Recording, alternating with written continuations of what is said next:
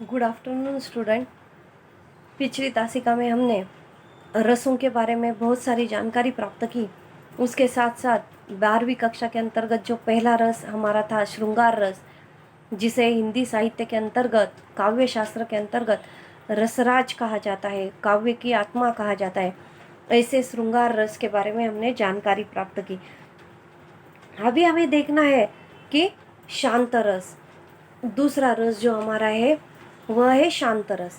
अभी शांत रस जो है वह कहाँ और कैसे हमें अनुभूति देता है, तो जब कभी काव्य को पढ़कर मन में असीम शांति का एवं दुनिया से मोह खत्म होने का भाव जब हमारे मन में उत्पन्न होता है तो शांत रस की अनुभूति होती है। ज्ञान की प्राप्ति और संसार से वैराग्य होने पर शांत रस की उत्पत्ति होती है। यानी इस संसार रूपी मोह माया के जाल से हमें दूर जब जाने की इच्छा होती है और दूर जाकर भगवान को, परमेश्वर को, परमात्मा को प्राप्त करने की जब मन में इच्छा उत्पन्न होती है, यानी भगवान के प्रति ज्ञान प्राप्त करने की इच्छा होती है, तब ऐसे काव्य को शांत रस के अंतर्गत मोड़ दिया जाता है। तो ऐसे बहुत सारे काव्य, जो सारे प्राचीन काव्य है, भगवत गीता है, रामायण है, महाभारत है, उसके अंतर्गत बहुत सारा जो काव्य है वह शांत रस से संबंधित है। तो यह शांत रस जो है वह हमें मोह माया के जाल से दुनिया के दूर लेकर जाना चाहता है और ज्ञान की प्राप्ति कराना चाहता है, ज्ञान की प्राप्ति देना चाहता है। तो ऐसे ज्ञान की प्राप्ति करना कब होता है? जब देखिए हमारे बड़े बुजुर्ग लोग जो होते हैं घर के, वह बहुत सारे काम कर चुके हैं, बहुत सारे अनुभव ले चुके हैं। कुछ समय ऐसा आता है कि तब वह कहते हैं कि नहीं, अभी मुझे भगवान की पूजा करनी चाहिए, पूजा अर्चना में मुझे अपना समय बिताना चाहिए। वह भजन कीर्तन करते हैं, भगवान को प्राप्त करने की कोशिश करते हैं, भगवान को समझने की कोशिश करते हैं।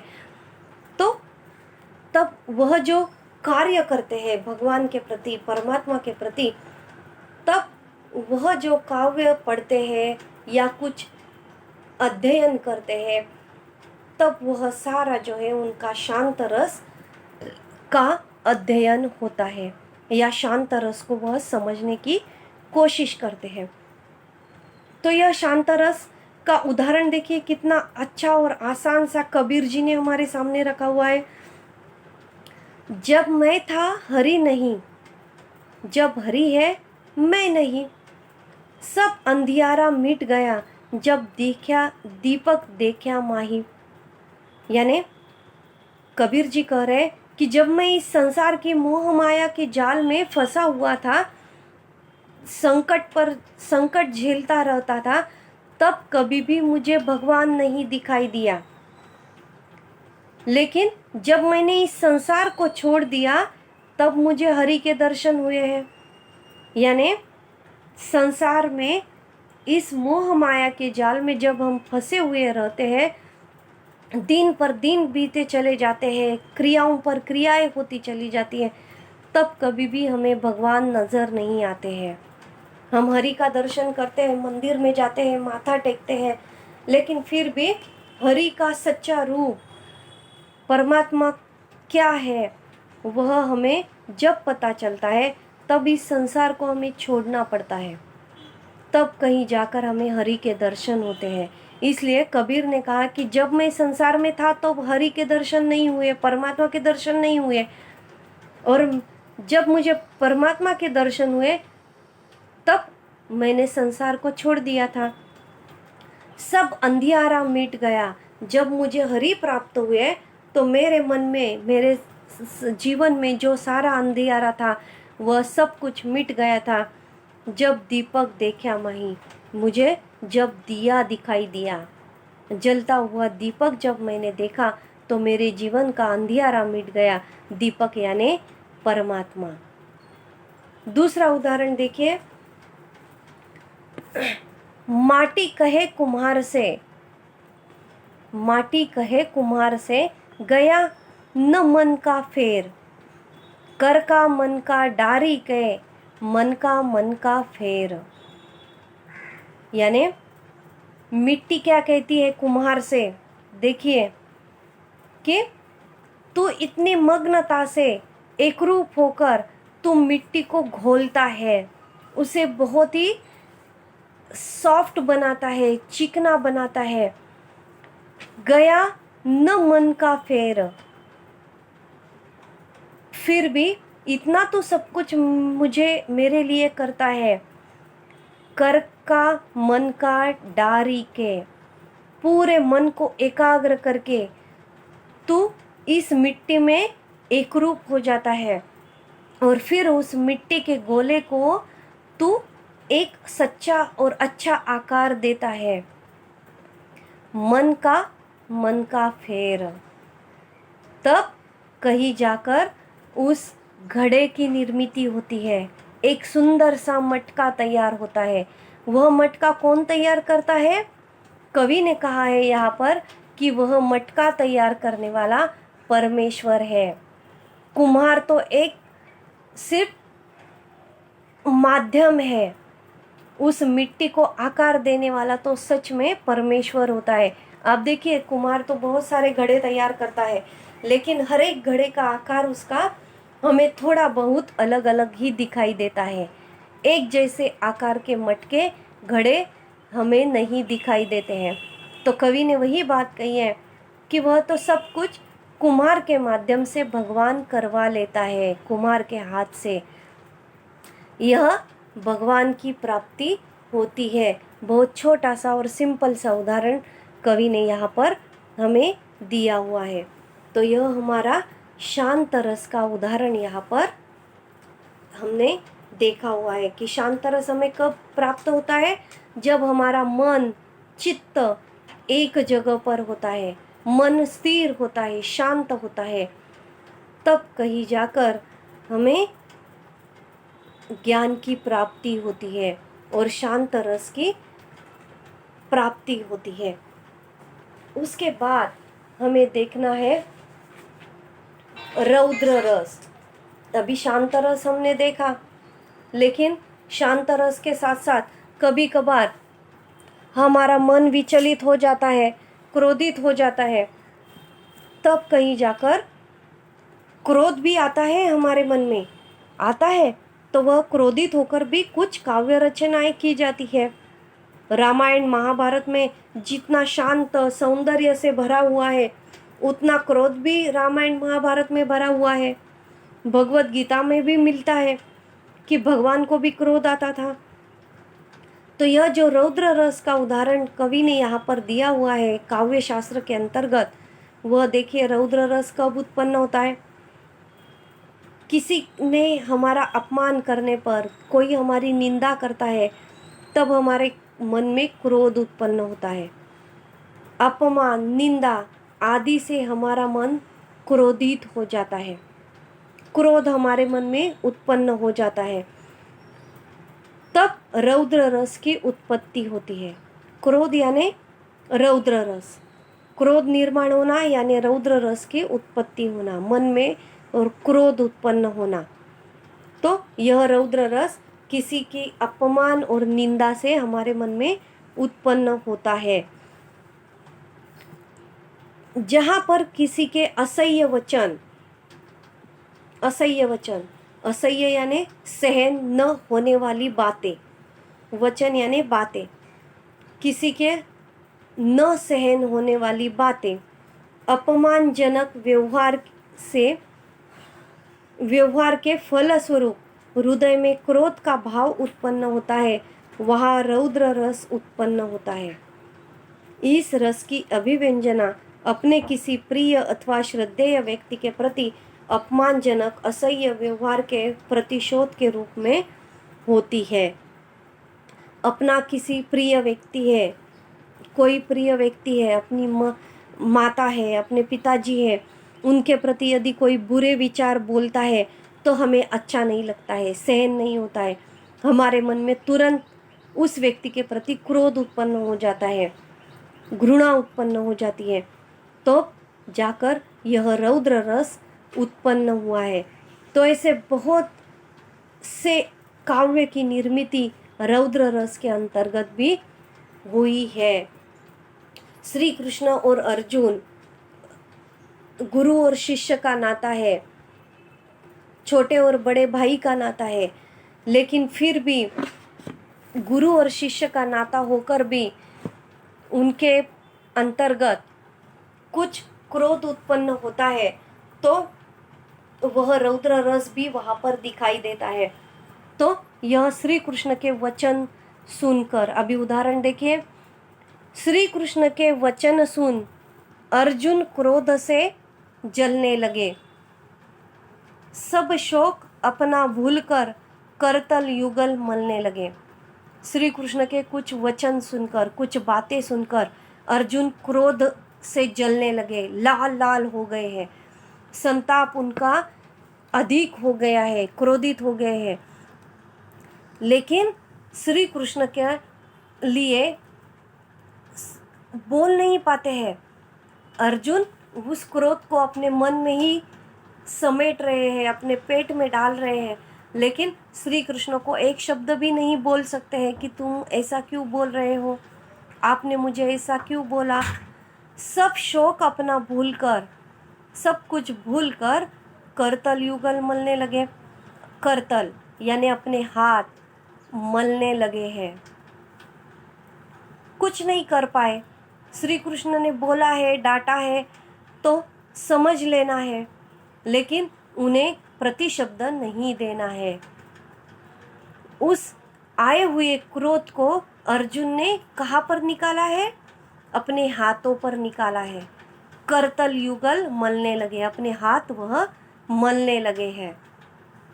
दूसरा उदाहरण देखिए रौद्र रस का।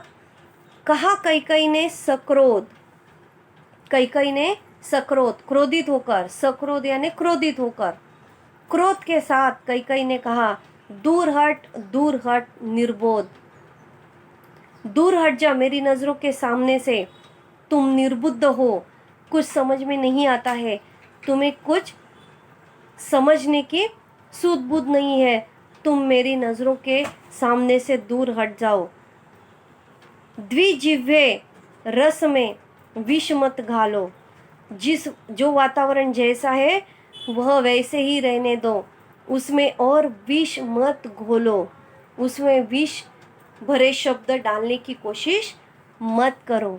ऐसा कैकई क्रोधित होकर कह रही है। तो यहाँ पर यह रौद्र रस का एक अच्छा खासा उदाहरण हमने देखा हुआ है। उसके बाद हमें देखना है बीभत्स रस। बीभत्स रस किसे कहते हैं? बीभत्स रस यानी घृणा, उसका स्थायी भाव है, मूल स्वभाव, मूल भाव जो है बीभत्स रस का वह घृणा है। तो किसी बुरी जो चीज़ हमें अच्छी नहीं लगती है, जो वस्तु हमें पसंद नहीं है, और वही वस्तु, वही चीज़ हमारे सामने लाकर रख दी जाए, तो हमें घृणा उत्पन्न होती है कि मुझे ये नहीं चाहिए था, ऐसा नहीं चाहिए था, ये चीज़ ऐसी नहीं होनी चाहिए थी।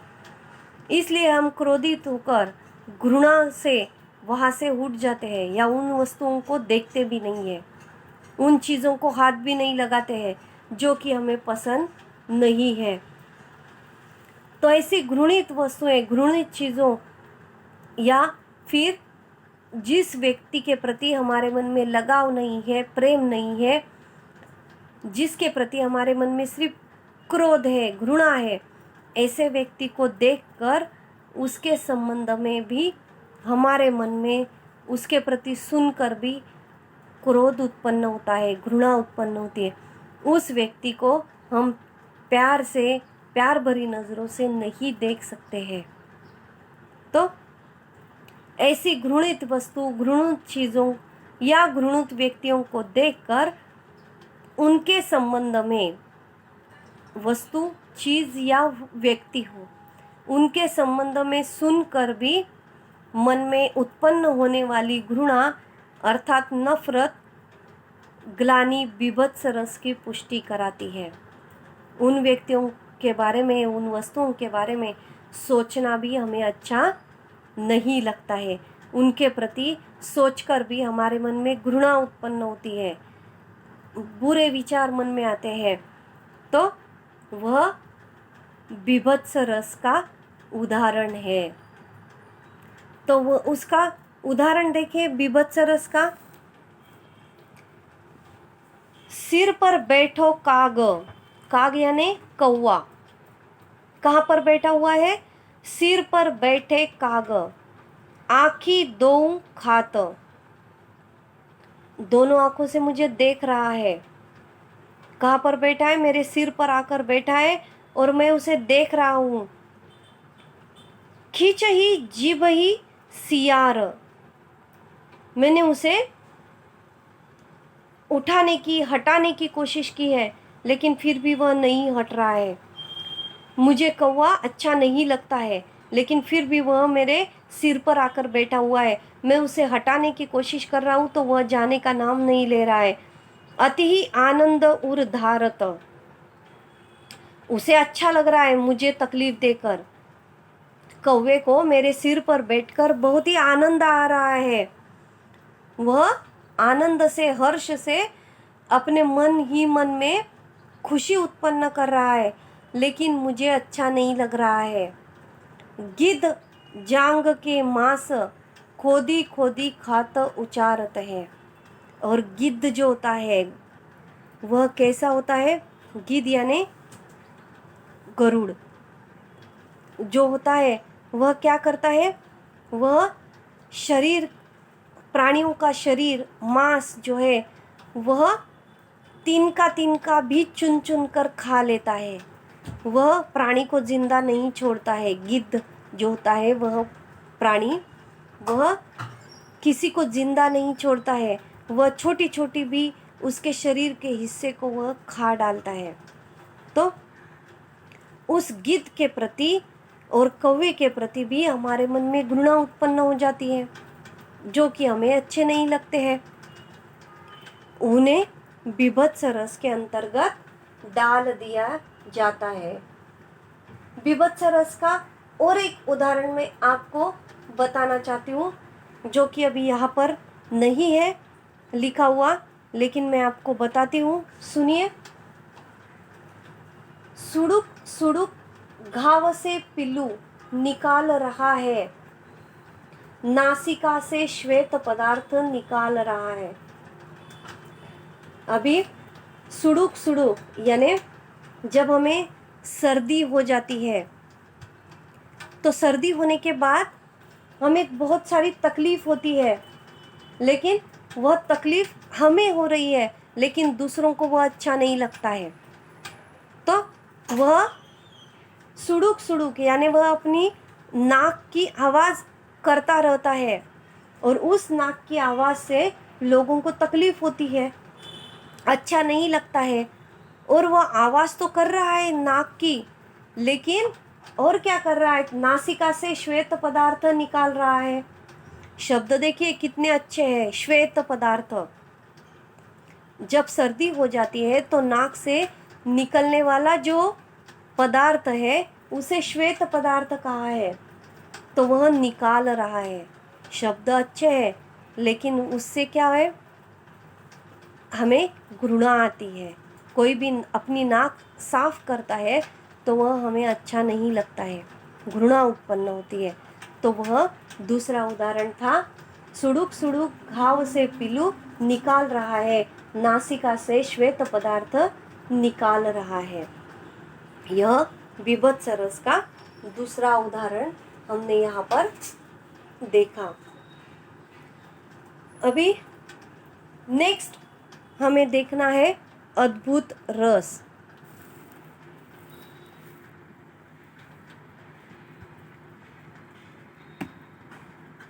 सबको दिखाई दे रहा है?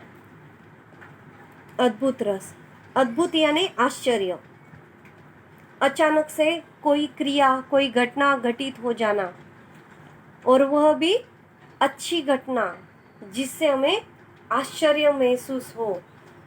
ऐसी जो काव्य के अंतर्गत विचार आते हैं, वह काव्य के अंतर्गत आने वाले आश्चर्यजनक विचारों को अद्भुत रस में रखा जाता है। उस काव्य को अद्भुत रस से भरा हुआ काव्य कहा जाता है। तो देखिए, इसका स्थायी भाव आश्चर्य है। जब व्यक्ति के मन में विचित्र अथवा आश्चर्यजनक वस्तुओं को देखकर विस्मय उत्पन्न होता है तो अद्भुत रस की निष्पत्ति होती है। यानी कोई विचित्र काम कर रहा है, अचानक से वह हमारे सामने आया है, तो वह अद्भुत रस है। कोई आश्चर्यजनक घटना, व्यक्ति या वस्तु हमारे सामने आ जाता है अचानक से, कभी हमारे घर पर न आए हुए मेहमान अचानक से हमारे दरवाजे पर आकर खड़े हुए हमें दिखाई देते हैं, तो हमें आश्चर्य महसूस होता है। तो वह आश्चर्य जो है वह अद्भुत रस का एक अच्छा उदाहरण है। तो कब उत्पन्न होता है आश्चर्य रस? जब व्यक्ति के मन में विचित्र अथवा आश्चर्यजनक वस्तुओं को देखकर विस्मय उत्पन्न होता है तो अद्भुत रस की निष्पत्ति होती है। उदाहरण देखिए,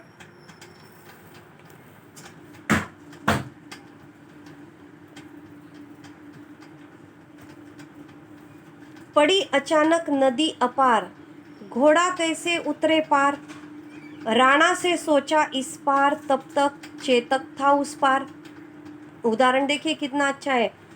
अभी राणा जो थे, महाराणा प्रताप, उनका घोड़ा था चेतक नाम का। तो वह चेतक नाम का उनका जो घोड़ा था, वह एक बार उस पर सवार होकर जा रहे थे। अचानक से एक नदी उनके रास्ते में आ जाती है, तो उस नदी को उन्हें पार करना है। तो वह नदी बहुत ही पानी से भरी हुई है, बह रही है। तो राणा जी सोच में पड़ गए कि मैं मेरे घोड़े को इस पार से उस पार, इस किनारे से उस किनारे तक मैं कैसे लेकर जाऊं।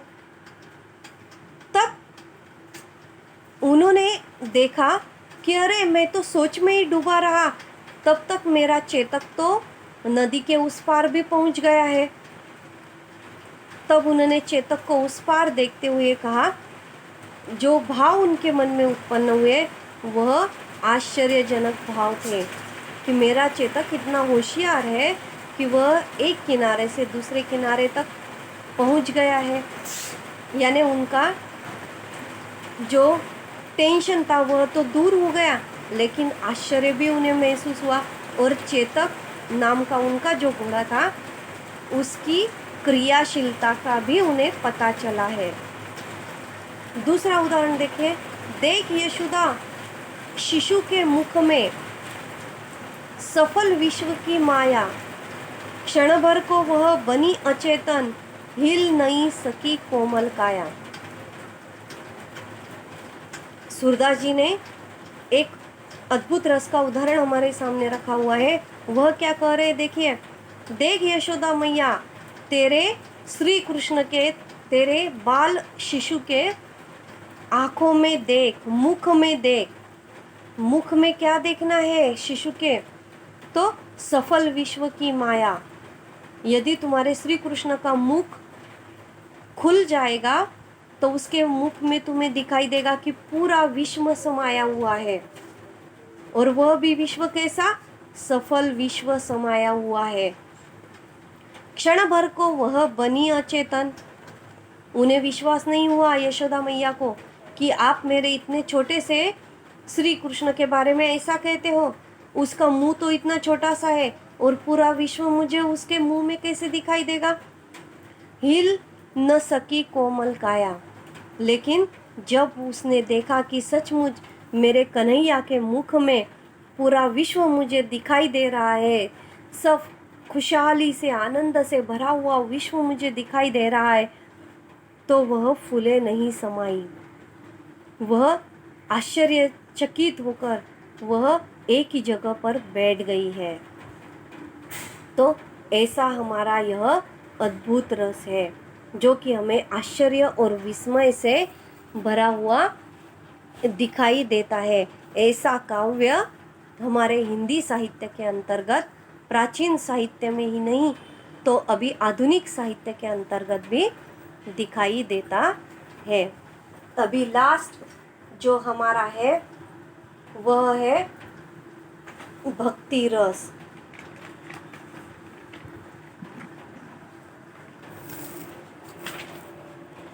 भक्ति रस के बारे में हमें जानकारी प्राप्त करनी है। देखिए, एक इसी से संबंधित एक रस हमने देखा अभी, शांत रस, जो भक्ति रस से मिलता जुलता है। शांत रस में हमने देखा कि वहाँ पर संसार की मोह माया के जाल से निकलकर हमें परमात्मा की प्राप्ति होती है। तो शांत रस हमारे पास उत्पन्न हो जाता है, काव्य की अनुभूति कराता है। अभी भक्ति रस जो आखिरी रस हमारा है, उसके अंतर्गत देखिए क्या कहा है शास्त्रज्ञों ने। इस रस में ईश्वर के प्रति अनुराग का प्रेम का वर्णन होता है। श्रद्धा, स्मृति, मति, धृति, उत्साह आदि भाव इसमें समाविष्ट होते हैं। भक्ति भाव के मूल में दास्य, साख्य, वात्सल्य, माधुर्य भक्ति भाव समाविष्ट है। भक्ति रस यानी परमेश्वर को प्राप्त करना, परमेश्वर की निस्सीम भक्ति करना, और वह हमारे प्राचीन साहित्य का सबसे बड़ा यह भक्ति रस जो है वह प्रभावी माध्यम रहा है। और प्रभावी माध्यम ही नहीं तो प्राचीन साहित्य में भक्ति रस ही भरा हुआ है, कूट कूट कर भरा हुआ है। उसमें प्रेम, आत्मीयता, लगाव, श्रद्धा, एक दूसरे के प्रति सम्मान की भावना, आत्मसम्मान, स्मृति, मति, धृति और उत्साह यानी मन में एक दूसरे के प्रति, भगवान के प्रति श्रद्धा उत्पन्न होना, हमेशा स्मृति में भगवान को रखना, अपना पूरा शरीर, अपनी मति यानी अपनी बुद्धि जो है वह सिर्फ हमेशा हमेशा भगवान के बारे में और अच्छी बातों के बारे में सोचना। धृति, अपने सारे विचार जो है वह शुद्ध होने चाहिए। भगवान के प्रति हमें आस्था तो होनी चाहिए, प्रेम तो होना चाहिए, लेकिन उतना डर भी मन में होना चाहिए कि मैं कुछ गलत काम करूँगा तो भगवान मुझे डांटेंगे। इसलिए जो भी भक्ति करोगे, जितनी भी करोगे, वह शुद्ध और स्वच्छ मन से करनी चाहिए, उत्साह से करनी चाहिए,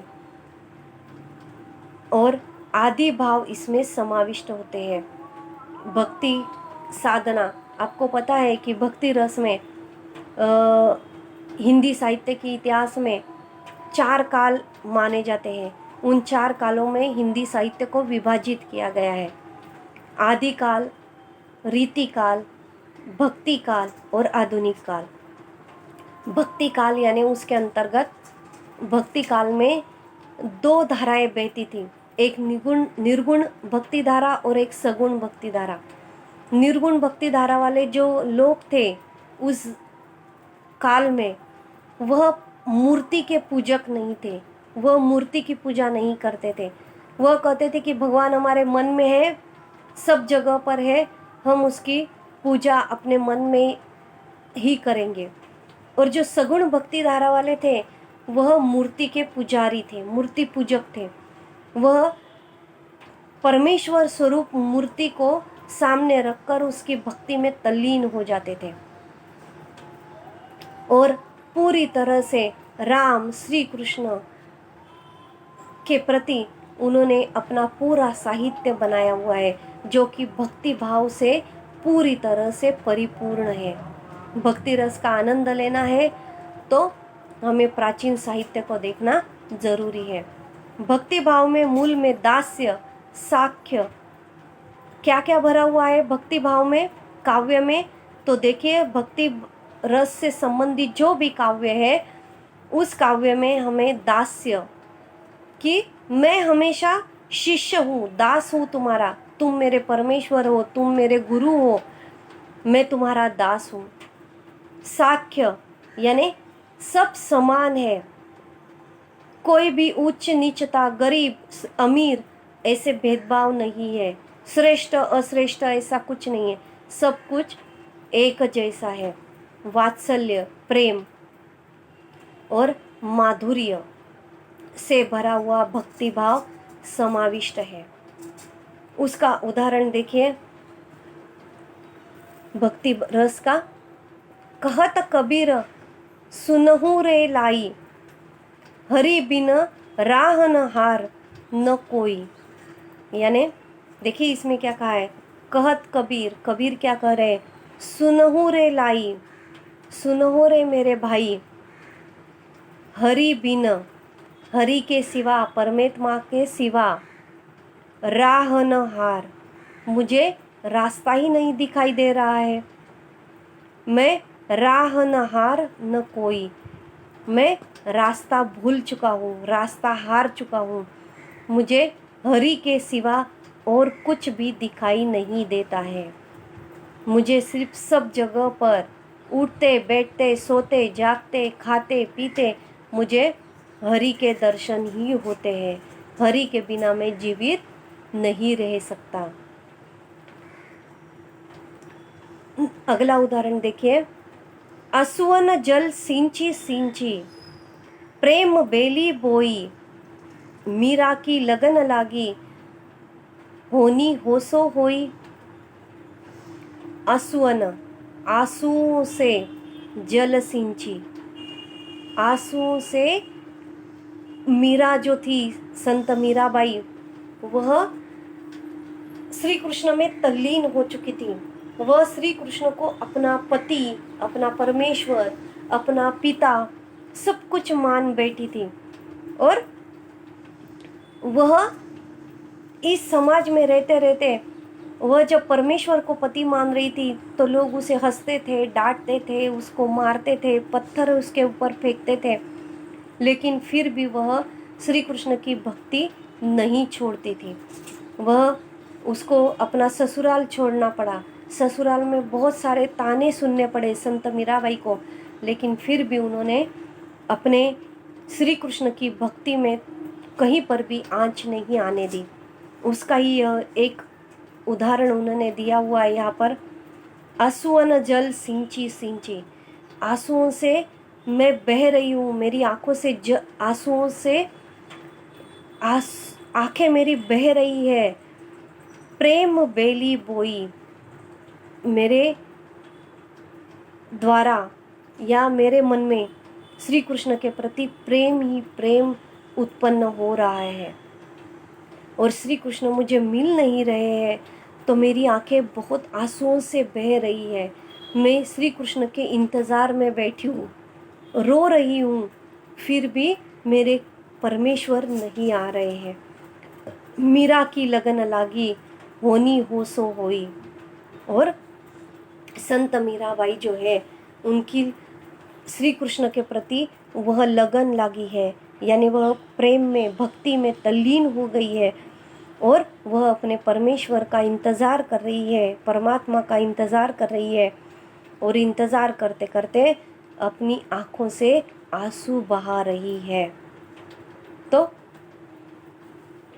विद्यार्थियों, छात्रों, यहाँ पर हमारा रस, यह व्याकरण का जो प्रमुख हिस्सा था वह हमने आज पूर्ण किया हुआ है। इसके यदि कुछ अलग अलग उदाहरण, हर रस के एक एक उदाहरण आपको यहाँ पर लिखना है, एक स्वाध्याय स्वरूप। मैं आपको स्वाध्याय बताती हूँ। स्वाध्याय है कि आप लोगों को हर एक रस का नया उदाहरण आपको लिखना है और वह उदाहरण भी अर्थ के साथ आपको लिखना है। वह उदाहरण अर्थ के साथ लिखना है। ठीक है, तो यह रस का आपका स्वाध्याय हो गया। तो यहाँ पर मुझे ऐसा लगता है कि आपको रस पूरी तरह से समझ में आ गया होगा।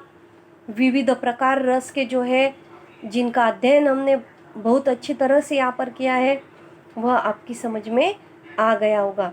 तो उस पर यह जो स्वाध्याय मैंने दिया है, वह स्वाध्याय आप लोगों को लिखना है। ठीक है, थैंक यू सो मच।